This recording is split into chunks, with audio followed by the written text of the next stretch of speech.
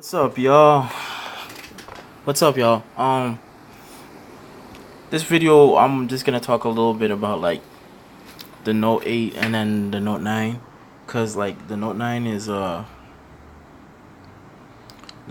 come out. Basically, you can pre-order it and all that. So I just want to talk a little bit about it and see like I'm gonna give you a reason, a good reason to me why you should probably get it if you can upgrade. A lot of people have made their own videos and have said their own things. Um, MKBHD came out with a video and he talked about like how the Note 8, the Note 9 is underhyped and it's underrated. Dave 2D came out with a video talking about how it's too hyped.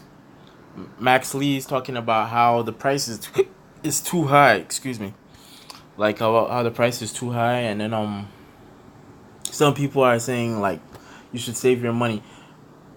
And then I saw a video of one guy who said like battery life doesn't matter, and that's the only thing that's changed. All right, for one, I'll say like the price is overhyped. Like it's too high. It's fucking high. It is too high, but the hype that people give that price point, it's not like Samsung is the only people doing it though. A lot of other phone manufacturers are selling those phones with similar specs for that kind of price. If we go and Google Pixel, right, the Pixel XL, right, Pixel 2 XL price. I'm in Canada, so I'm gonna look for the Canada price. You see, it's around $8.99 in the Google store. $8.99 in the Google store, and it's 128 gigs. And I think 128 gigs of storage, 4 gigs of RAM. It's $8.99. With tax, it's gonna be a little bit more. In America, it's probably gonna be around more like $700 for a phone that came out like last year and didn't even sell well. And then you see another price right here. I mean, like you can get like cheaper prices and from different places, you know, like, or you could buy a used one. I saw a price of a Pixel 2 XL for around 400 Canadian dollars, but it was used. And with those things, you don't really know what somebody's done with it. My whole thing is, I'm considering buying the Note 9 because of the battery life of the Note 8. At first, the battery life was great, as you can see here, like from the stats. I was getting 11 hours of usage, and I was getting usually more than, if this 4 hours of screen on time was like a really bad day. I have older screenshots, but I recently changed my like I recently had to factory reset my phone because of some malware issues. So like I was getting like sometimes even 7 or 8 hours screen on time. You can see 6, 7 hours and 17 minutes. I've had like up to 8 on other days. But like ever since the Oreo update, maybe even a little bit before then, but ever since the Oreo update, I can never get 7 hours of screen on time ever. It just doesn't happen. And sometimes like you could tell like you had good battery life, but then you'd see that the screen on time doesn't really match up with your good battery life. In this case, like you can feel like the battery just doesn't, it's just not lasting. And in these old screenshots you can see I had the little edge switch task switcher thing over there. I mean, I was using a whole bunch of stuff and I was getting these numbers. I was using GPS, I was using Bluetooth, I was using all sorts of stuff. So like you can see, and you can look at the percentage at the top. So 7 hours and 49 minutes of screen on time. But now I'm getting more of like 3 hours of screen on time with 6 hours of use. And I mean, there you go. You can see it for yourself. 8 hours and 48 minutes of screen on time. It's right there. But mind you, this was on Nougat. And I mean, like some years back, if anybody who's used the Note 4 can remember, when it came out on Kit Kat and then was updated to Lollipop, it was also neutered. Like the battery life, the potency of the battery was just neutered. That's why one of the reasons why when a lot of people say, Android updates are important, you need them real. Nah, I don't believe in all that stuff. Android updates are obviously important if you want new features and certain aesthetics, but usually in Samsung software they already have those aesthetics. So I'm contemplating maybe I should try and like flash the older software back on it. But I mean that feels counterproductive to me. I got 6 hours of usage today and only 3 hours and 49 minutes of screen on time. What the fuck is that? And you can see that you can see the milliamp hours that were used. The problem seems to be that the standby time has taken a hit. So today I just went in and I deleted a whole bunch of apps I'm not using. I'm gonna see if the battery life is gonna be better. So far with the battery life, let's have a look.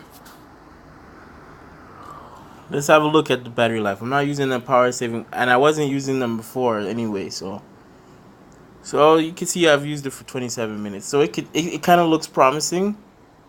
So ever since I deleted those other things and I put a lot of other apps into sleep, which is something good.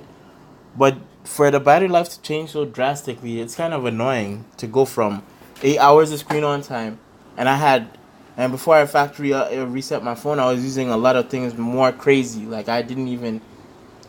And Samsung made a promise that after a year you'd only lose 5% of your battery life. I guess that doesn't seem very, like, it seems a bit generous for them to say that. Like it seems like it's not very accurate, but at the end of the day, that's what they said anyway. And so as you can see from the stats, like everything else apart from the battery life is okay, but the battery life is ass. That's the only thing. That's the only problem. And to me, somebody said like, when you have your battery, like when you have these new batteries out and they're not that big, it doesn't matter that much because you can charge them anywhere. That's not necessarily true. Sometimes you be in a situation where your battery is draining really quick and you have no way to like charge your fucking phone, and you're in need and you don't know what to do. And sometimes it uses a USB Type C charger. Sometimes I'll be out and I ask for a charger, and majority of the phones out are older Android phones. Not everybody has a USB Type C. You even mention it to some people, they don't even know what it is. So battery life matters. It matters. I just wish they didn't skimp on the battery last year. Otherwise, I wouldn't even care about upgrading or anything. I don't even want to upgrade now. But to me, battery life is a very important aspect of usage, because you don't want to have to plug your phone in twice a day just to keep the thing on. And a lot of people say that we spend too much time looking at a screen. But yeah, if you're a person who's tied into doing certain things, yeah, me for instance, I need to see my emails and see if clients hit me up and I got work. You understand what I'm saying? So it's not like we're just looking at our screens for nothing. To a lot of people, their laptops are not even as important as their phones. Not everybody's playing games on their phones. Some people are actually getting work done with it. I even use my phone to sketch, as you've seen in other videos, if you've watched those other videos. So subscribe if you want to see more of that. But yeah, like the battery life, man, that's just not acceptable. Nah. And it's a good reason for one to want to upgrade. And then like 3 months or so, 3 months give or take, you'll probably be able to get the Note 9 for like $800. And I think for $800 it's okay. The only thing is like the processor is gonna be out of date by next year, and Max Lee mentioned it. It's true, but I don't really worry too much, because although the processor will be out of date, the performance gains are not like going to be extraordinary or anything like that. It's like maybe after 2 years, then there'll be some performance gains that you could actually see and say, yeah, like that's really fucking messed up. Like for your phone to not be as good in terms of performance. But so far for me, there's no lag or anything. I haven't had no lag or any issues like that, like Flossie Carter has mentioned. I've never, since I had this phone, if there's anything I can say, I've had a lot of Samsung phones before. The Note 4 was super friggin' laggy, and the S4 got so laggy after a month of using it that I couldn't use it anymore. It was way more laggy than the S3. But since I started using the Note 8, I've never had like lag. Like I click something and it takes 3 years for the thing to pop up. That shit never happens. So I can say that like Samsung really improved the performance of the phone is just phenomenal, and that has a lot to do with RAM, which people don't really know. But anyway, so yeah, like that's just me. I think if you can get the Note 9 and you have a Note 8 and you care about battery life, you should probably do it. That's what I think. If you have the money to spend it and sell your Note 8. And if you sell your Note 8, you could probably get $700 or so if you're in Canada. Anyway, I don't know how much you'd get in America, but not less than $500. I don't think so. Unless you're selling it for super cheap or your screen is cracked.